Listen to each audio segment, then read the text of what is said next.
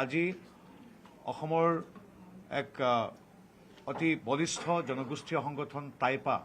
আহোম যুৱ পৰিষদৰ বহুকেইগৰাকী বৰ্তমানৰ আৰু প্ৰাক্তন কেন্দ্ৰীয় তথা বিভিন্ন পৰ্যায়ৰ নেতৃবৃন্দই আজি গুৱাহাটীস্থিত আমাৰ বিজেপিৰ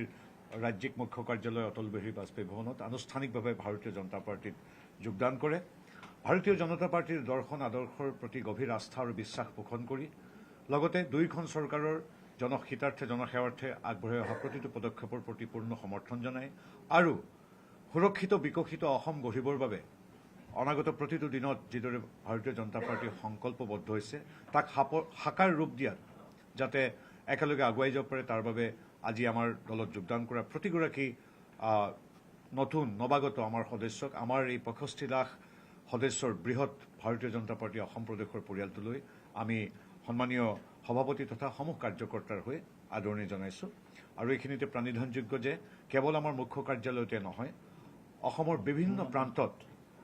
আজিৰ দিনটোতো বহু হাজাৰ হাজাৰ লোকে বিভিন্ন দল সংগঠনৰ সদস্য হওক বা সদস্য নোহোৱা সৰ্বসাধাৰণ নাগৰিক বিশেষকৈ যুৱ প্ৰজন্মই আজি আমাৰ দলত যোগদান কৰিছে। ভাৰতীয় জনতা পাৰ্টীৰ দৰ্শন আদৰ্শৰ প্ৰতি সম্পূৰ্ণ গভীৰ আস্থা বিশ্বাস পোষণ কৰি দলৰ আদৰ্শত ব্ৰতী হৈ আমাৰ দল সংগঠন তথা মোদী ডাঙৰীয়া আৰু হিমন্ত বিশ্ব শৰ্মাদেৱৰ নেতৃত্বাধীন ৰাজ্য চৰকাৰক সবলীকৃত কৰিবৰ বাবে আগবাঢ়ি অহা প্ৰতিগৰাকী ব্যক্তিৰ বাবে আমাৰ এই দুৱাৰ খোলা আছে আৰু